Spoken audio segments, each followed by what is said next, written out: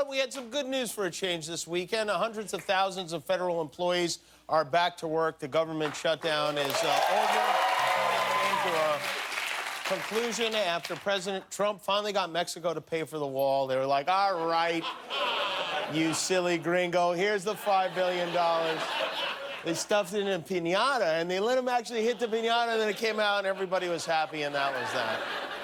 Many, including members of the president's own party, believe he caved, but that's not true. And in fact, the president took to Twitter to say, I wish people would read or listen to my words on the border wall. This was in no way a concession. I was taking care of millions of people who are getting badly hurt by the shutdown with the understanding that in 21 days, if no deal is done, it's off to the races. That's right. He was taking care of the millions of people he badly hurt. If he doesn't get a wall in 3 weeks, he's going to badly hurt those people again. That's reasonable, isn't it?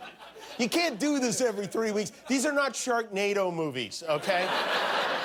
The president announced the shutdown from the Rose Garden on Friday. And say what you will about Donald Trump, you may not like the way he runs things, you may not like what he stands for, but his skills as an orator cannot be touched. All Americans, I thank you. You are very, very special people. I am so proud that you are citizens of our country. It's like it was translated from English to Cantonese and then back to English again.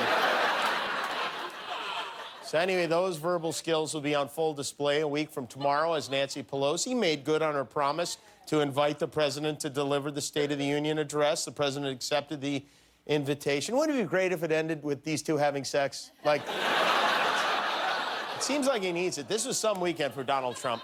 He even did the unthinkable and lashed out at Fox News this weekend. He wrote, never thought I'd say this, but I think John Roberts Fox and Jillian Turner at Fox News have even less understanding of the wall negotiations than the folks at fake news CNN and NBC. Wow, Donald Trump attacking Fox News is like Trader Joe attacking the Fearless Flyer. It's unheard of. Pot stickers are how much this month? But the best part of the tweet from our stable genius leader is that he misspelled Jillian Turner. The Jillian Turner from Fox News spells Jillian with a G.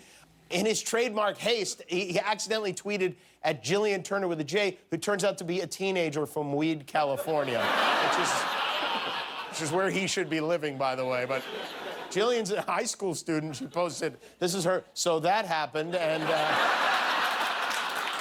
that's got to be a surprise.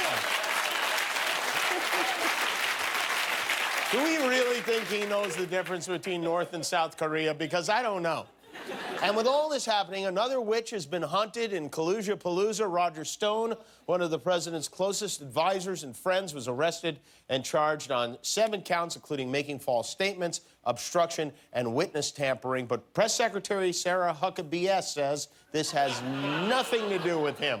This doesn't have anything to do with the president. This has nothing to do with the president. Doesn't have anything to do with the White House. None of these things have anything to do with the president. Absolutely nothing to do with the president. Literally nothing to do with the president. This has nothing to do with President Trump. This has nothing to do with the president. The specific charges that have been brought against Mr. Stone don't have anything to do with the president. Businesses that had nothing to do with the president. The charges brought against Mr. Stone have nothing to do with the president. The charges brought against Mr. Stone have nothing to do with the president. Things that, again, have nothing to do with the president. That has nothing to do with the president. That doesn't have anything to do with the president. Okay, so the only thing we know for sure is that this has something to do with the president.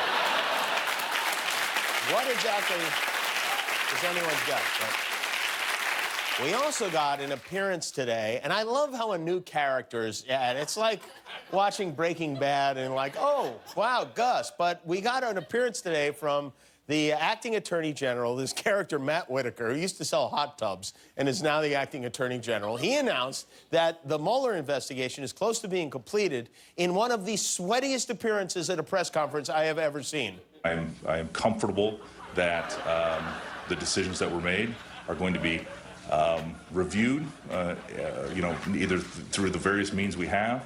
But right now, the investigation is, I think, close to being completed, and I hope that we can get the report from Director Mueller as soon as possible. What the hell? That is a terrified man. What did he looks like he just popped the trunk and found a body inside. Looks like a high school kid throwing a huge party whose parents just called to say they're coming home early from vacation. Actually, looks like our warm-up guy, Don, to be honest with you. Don,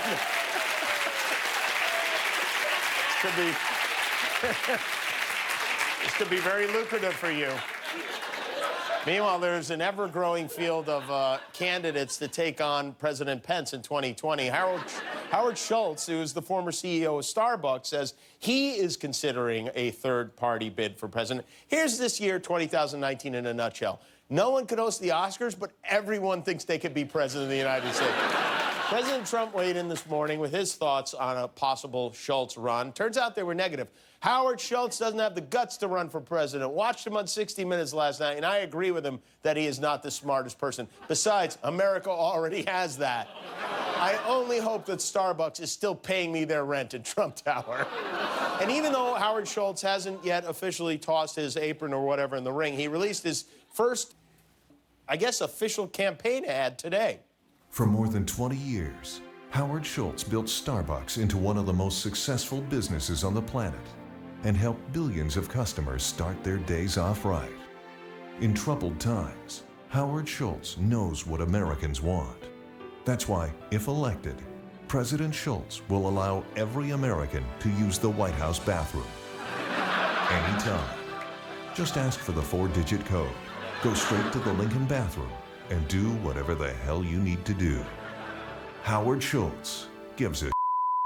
I'm Howard Schultz, and for some reason, I approve this message. If you like that video, click the subscribe button, but only if you're ready for commitment.